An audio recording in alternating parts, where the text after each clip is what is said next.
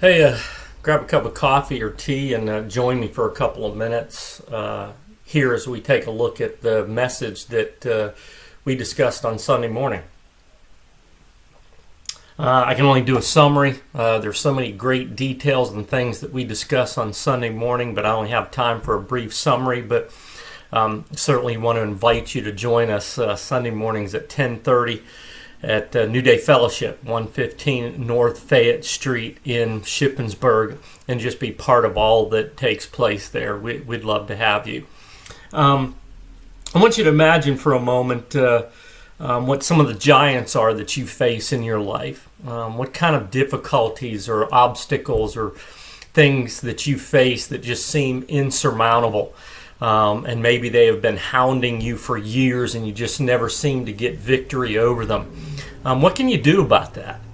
Well, let me let you use your imagination for just a moment and think about a guy that was 2 feet taller than Shaquille O'Neal. All right, now Shaquille O'Neal is 7'1", and I think he was weighing around 300 pounds. So think of someone 2 feet taller than Shaquille O'Neal with the kind of fighting skills of Rambo. All right, that'd be pretty formidable, wouldn't you think?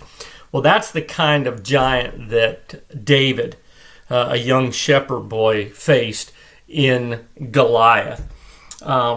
Everyone was afraid of Goliath, all the armies of Israel, even the king of Israel himself, God's chosen to lead his nation. Even he was afraid of Goliath.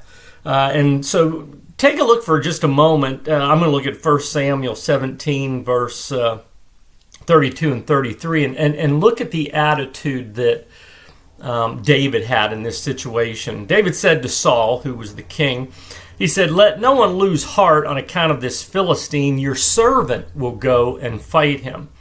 Saul replied, "You're not able to go out against this Philistine and fight him. You're only a boy, and he has been a fighting man from his youth."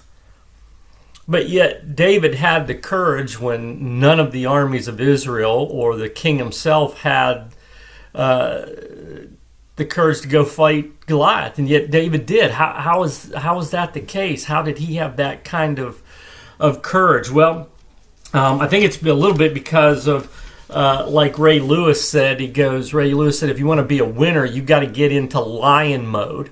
Not gazelle mode. Gazelles run from the lions, but you got to be in lion mode where you're the pursuer, where you're the one that knows that you can conquer anything in your path. And so David had lion mode. He was in lion mode, and he saw Goliath as lunch, where the armies of Israel and the king of Israel saw themselves as lunch. But David saw Goliath as the gazelle, the one that he would pursue, and he actually even ran toward the battle, ran toward this giant named Goliath. And so how do you get in lion mode?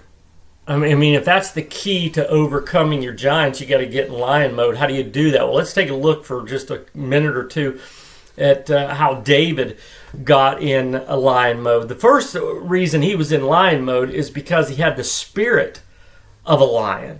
If you turn back a couple of pages to 1 Samuel 16, you'll see that the prophet Samuel anointed David to be the future king of Israel. And take a look what happened. So Samuel took the horn of oil and anointed him in the presence of his brothers. And from that day on, the Spirit of the Lord came upon David in power. You see, David had the spirit of a lion upon him, the lion of the tribe of Judah. And so God's spirit and power being upon him gave him the courage to face even the biggest of his foes, even someone the size and experience of Goliath. Second reason that David could be in lion mode, and you can too, is that he fought in the name of the Lord. If you turn back over to chapter 17 again, verses 45 and 46, David said to the Philistine, "You come out against me with sword and spear and javelin," natural weapons, "but I come against you in the name of the Lord Almighty, the God of the armies of Israel, whom you have defied." This day the Lord will hand you over to me, and I will strike you down and cut off your head.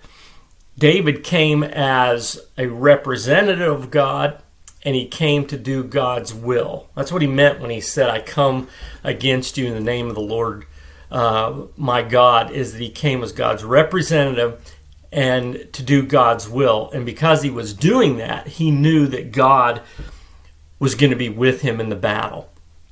Third reason that David was in lion mode is that he knew that the battle belonged to the Lord. In verse 47 of chapter 17, it says, all those gathered here will know, and this is David speaking, that it is not by sword or spear that the Lord saves, for the battle is the Lord's, and he will give all of you into our hands. David knew that the battle belonged to the Lord. It was David fighting in the natural, but it was really a battle that belonged to God. God would really be the one doing the fighting, and so even as big as Goliath was, he stood no chance against God.